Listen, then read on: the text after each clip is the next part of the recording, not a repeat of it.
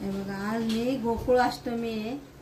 आमच्या क्लासमध्ये पूजा असते, ऑफिसला पूजा असते, म्हणून आम्ही प्रसाद करणार आहे. तो प्रसाद कसा करायचा ते बघा, दाखवते मी. एवढा रवा घेतला मी,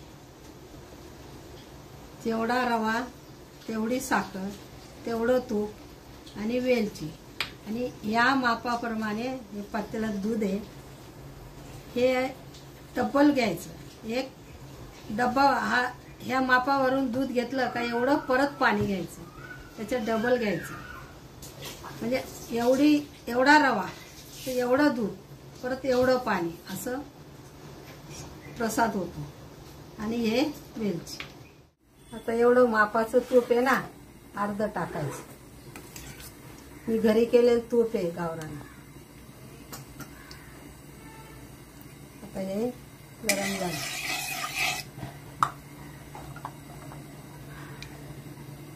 तर आता एवढा रवा टाकायचा.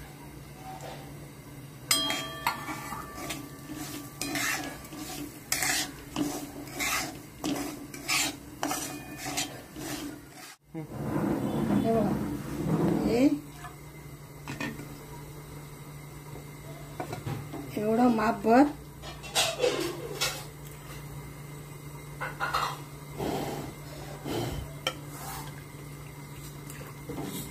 मापभर दूध घेतलं,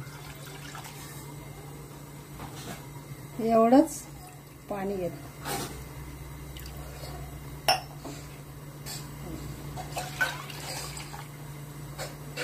मापातच घ्यायचं.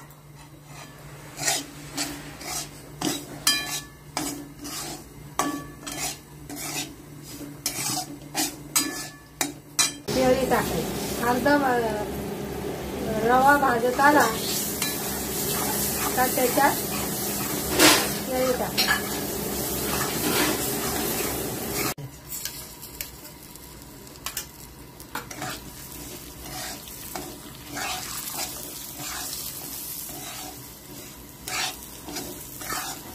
पाणी उकळायला ठेवलं. आता हे दूध आणि पाणी एकत्र केलंय. आता थोडं थोडं टाकायचं.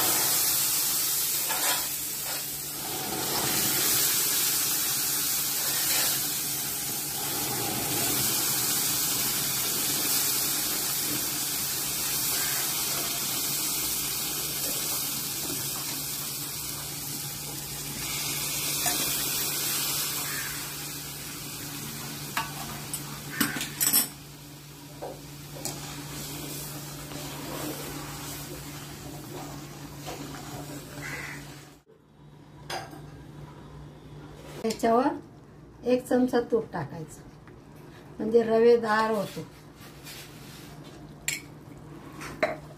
आणि झाकण ठेवून द्यायचं. तयार झाली. आता साखर टाकायची वरून.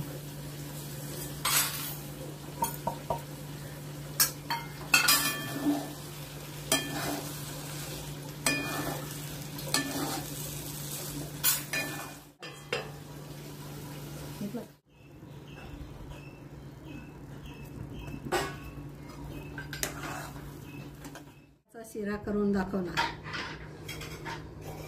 म्हणजे प्रसादच केला. आज गोकुळाष्टमी आहे, आमच्याकडे पूजा आहे, त्यामुळे मी आज प्रसाद केला.